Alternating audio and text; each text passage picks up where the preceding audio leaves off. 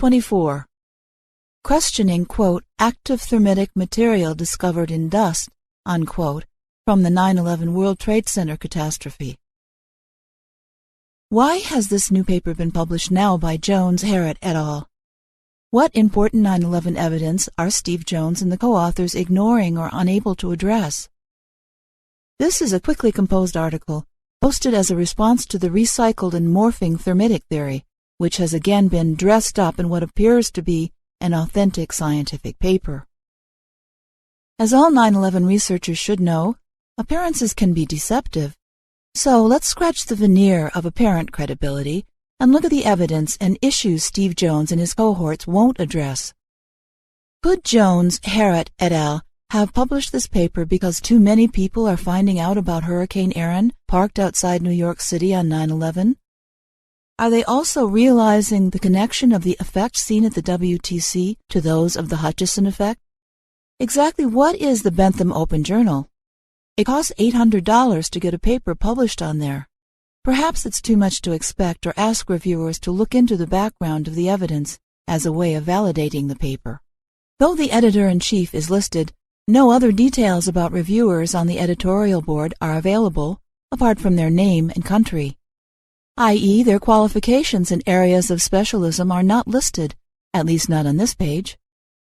When studied closely, there is no verifiable evidence that thermite played any significant role in the destruction of the WTC, although it may have been used in cutting some of the small amounts of remaining steel in the cleanup operation.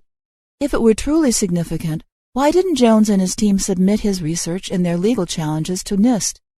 For example, 2005, Jones says, quote, thermitic carried in loads, unquote.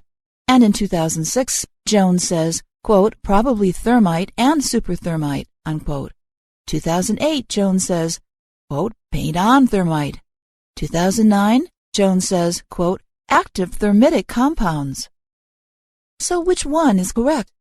Or is this morphing as we go to string people along and distract them from the verifiable evidence that thermite or superthermite or nanothermite or DOD thermite or supermagnate can never explain, such as the severe lack of debris, upside-down cars at the WTC, straight-line hurricane movement, magnetic field disturbance at the precise moment of the so-called first impact.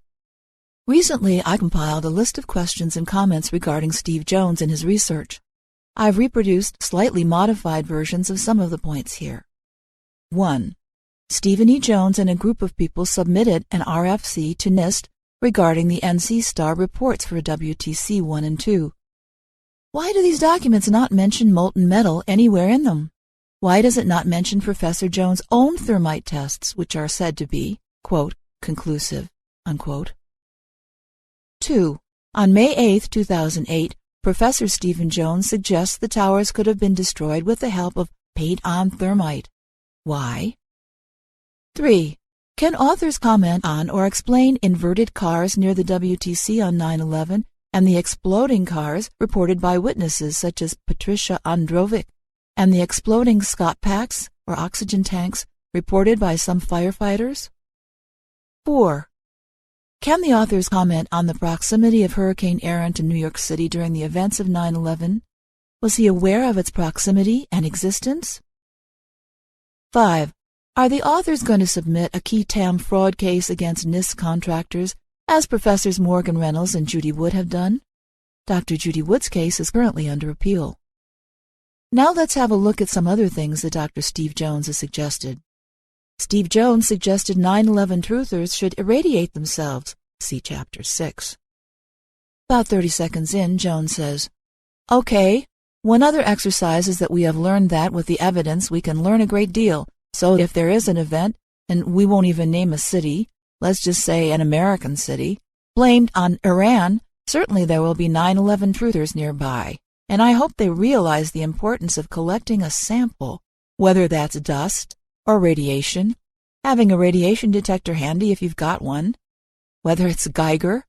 If you send me a sample, I'd be glad to look at it, and I'm sure you would too, Bill.